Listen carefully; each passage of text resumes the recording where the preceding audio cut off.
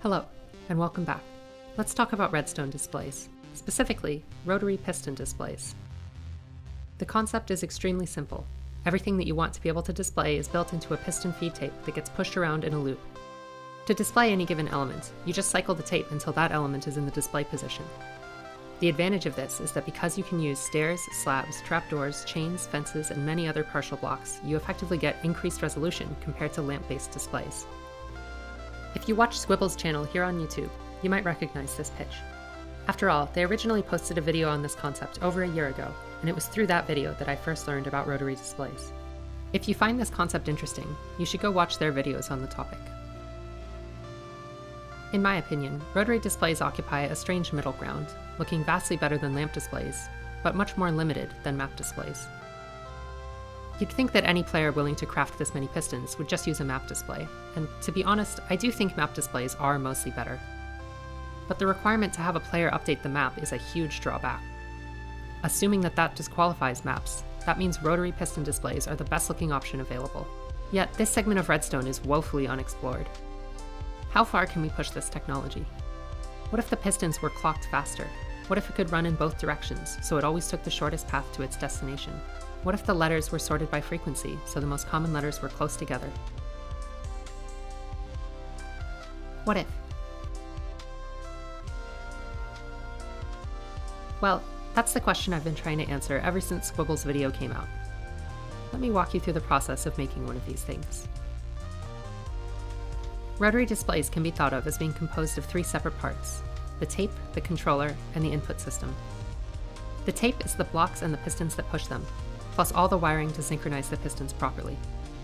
The controller is a logic circuit that takes in input and translates that to appropriate signals to move the tape to the correct position. Finally, the input system can be anything from lecterns at each slice of the display to a fully automatic system that distributes and loads discs into jukeboxes from a single input location. Let's start with the tape. The first thing to determine is how the firing sequence of the pistons will work. In theory, the pistons only need to fire in order, and the blocks will eventually get to their destination. But if we want it to be fast, we want to fire as many pistons at once as possible, and for them to fire as soon as possible. With that in mind, a feed tape's speed is limited by three factors. First, pistons have a cooldown before they can extend again. Generally, they're ready 3 game ticks after beginning to retract. Second, pistons need blocks in front of them to push. And third, pistons need empty space to push those blocks into. In a feed tape, the empty space in front of a piston is, necessarily, the spot where another piston pushes. So every piston has to wait for both of its immediate neighbors to finish pushing before it has a block to push and space to push that block into. To minimize the impact of those two sources of delay, they can be done at the same time. Extending that principle to the whole tape results in alternating empty and filled corners, and pistons that fire simultaneously in 2 staggered groups. This is optimal. Deleting filled corners means that pistons have to wait for blocks to push, and filling in empty corners means pistons have to wait for space. If you've watched Squibble's videos about these displays, go watch them, they're really good. You'll remember that the second version had a cool little innovation in it. You see, these tapes are cool and all, but it's not very cool to be wasting server resources pushing around a bunch of identical border blocks. If we use slime and sticky pistons in just the right configuration, we can move the display surface forward so that it's flush with the pistons, and use the border blocks themselves to push the rest of the blocks. In a tape with characters 4 blocks tall, that's a 20% reduction in blocks that we need to push around. There is a bit of a problem though. You see, these sticky pistons with the border blocks drop their blocks if we use observers. This makes them way slower to get their blocks out of the way, and if we want to go as fast as possible, we can't have that. Instead, we can send a 3 game tick pulse to them so that they won't drop their blocks. But then the problem is that they retract even when the display is done moving. So really, we need a separate signal line so that we can send a 3 game tick pulse or a 2 game tick pulse.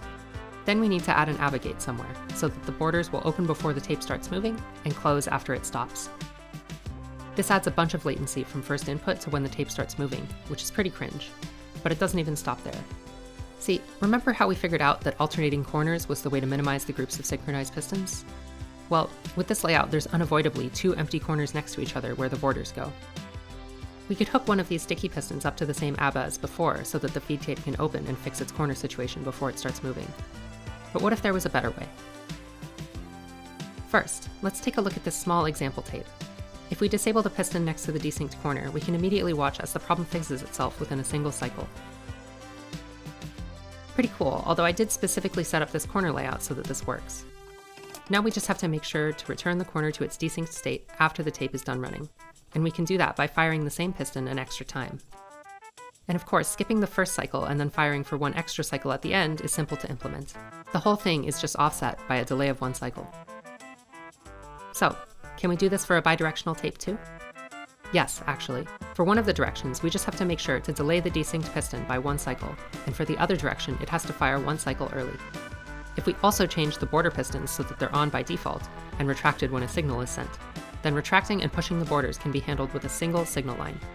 So long as we time the off pulse correctly to leave space for a block to arrive and then push it immediately, we won't have to worry about an ABBA gate.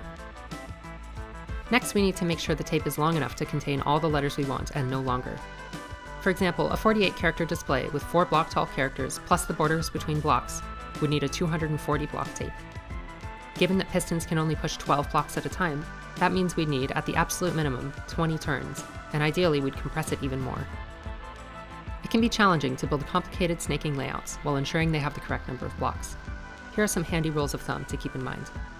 First of all, there are actually not that many ways to change the number of blocks in the tape. Let's imagine we're starting with a basic square. If we extend the square in either direction, since there are 2 parallel block streams being extended, we can only add an even number of blocks. If we instead decide to snake a protrusion out of the side of the tape, this seems like we're able to add however many blocks we want. However, half of the blocks in our protrusion were already in the tape. The new blocks we've added are the left and right parts here, and it's clear to see that there's an even number of them. So what if we collapse a corner instead? This is where it gets interesting. Like before, all of these blocks were in the tape already, but by changing the flow like this, we've added a pair of corners. It turns out, whether the tape contains an even or odd number of blocks is determined entirely by the number of corners. After all, if we ignore the corners, every block in the tape has a corresponding block that it's parallel to, meaning that there is always an even number of non-corner blocks, no matter how big and complicated the tape is. And since our corners alternate between empty and filled, every 2 corners contain 1 block in total. That means if the total number of corners is divisible by 4, in other words, if there is an even number of corner pairs, the tape will have an even number of blocks. Otherwise, if there is an odd number of corner pairs, it will have an odd number of blocks. Usually, I construct piston layouts by deciding on a simple repeating unit, then trying out different arrangements until it has the correct number of corners and close to the right number of blocks. From there, it's easy to make simple adjustments to a small part of the tape to add or remove blocks and reach the target length. Finally, the number 1 consideration when building a piston layout is how to wire it all. If we're going to synchronize the pistons into 2 staggered groups, that means they all have to fire with the same delay. If the tape is bidirectional, then there are 4 separate groups of synchronized pistons that need to have separate signal lines.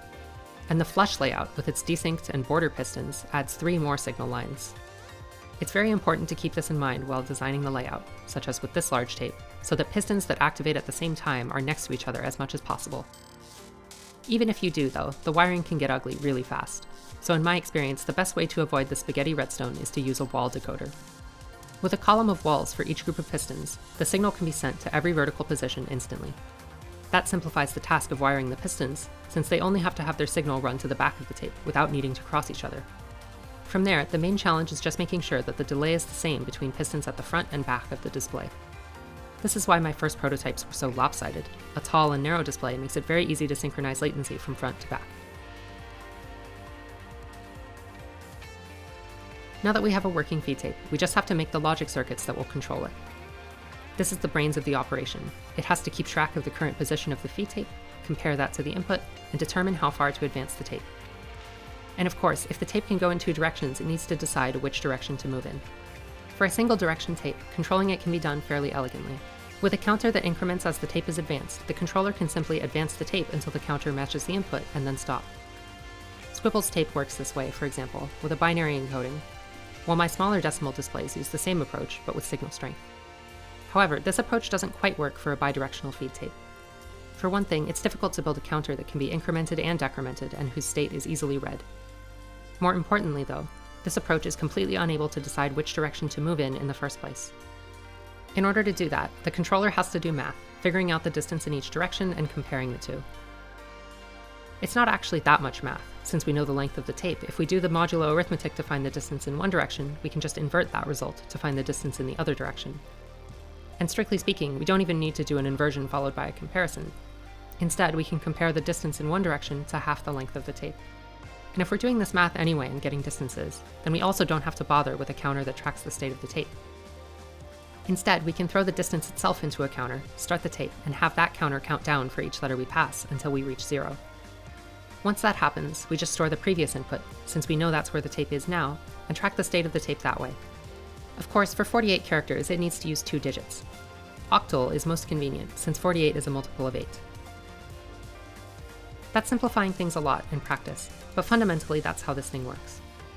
The approach sounds elegant, but in practice this thing is anything but. It's slow and there's dust everywhere. It's at least tileable, but honestly looking at it kind of hurts me, not to mention thinking about it. So let's move on. The input system has to solve a simple problem. How do we run signals to deliver the correct signal strength to every letter of the display? And in the 48 character case, 2 signal strengths per letter. One way is to just put lecterns on each and let the player do it, but flipping through a bunch of books every time I want to change a display isn't really my jam. You know what is my jam though? Music discs. If we put hoppers under an instant dropper line like this, each slice of the display can call items to itself instantly. By triggering the slices at hopper speed as we load items into the dropper line, each of the discs will go to each slice in order. Slap a shulker box unloader on the end and make a system to deliver the box from wherever we want to input things, and the system is pretty much done. So, how much better is this? Running the tape in both directions adds a lot of complexity, but the gains are undeniable. A bidirectional tape takes half as long on average to update compared to an equally fast single-direction tape. It also makes sorting by frequency worthwhile. When displaying standard English text, the most frequently used letters will be close to one another on the tape. A single-direction tape eventually has to rotate all the way around, but a bidirectional tape can keep going back and forth between nearby letters, saving an enormous amount of time and lag in the process. However, I've found that this doesn't actually increase the overall speed of the display by much, since it's still fairly likely that at least one letter will be very far from its destination. Rather, the main benefit of frequency ordering is in lag reduction. By reducing the distance most of the characters have to travel, the total number of blocks pushed is drastically reduced. Here is a side-by-side of the MSPT impact of the display for random characters versus English text. As you can see, at the beginning the graph looks very similar, but the English text tapers off much more quickly, a clear visual demonstration of the impact of the frequency ordering.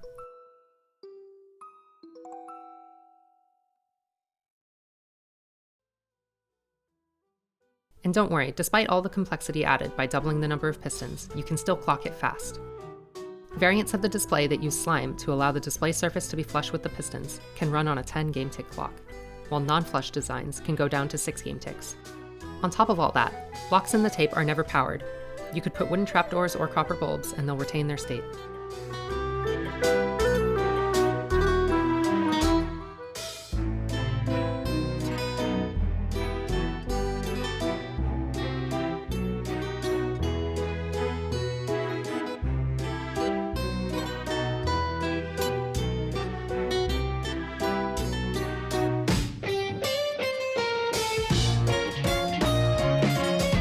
That's the big display. I also made a couple of others for just showing decimal numbers.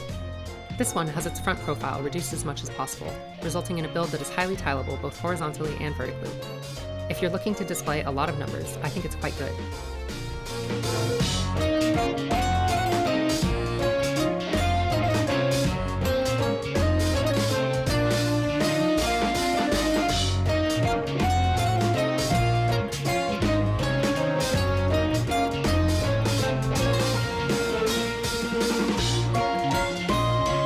I also made a compact borderless version that has fewer blocks in it. It's a bit slower, but it should cause less lag.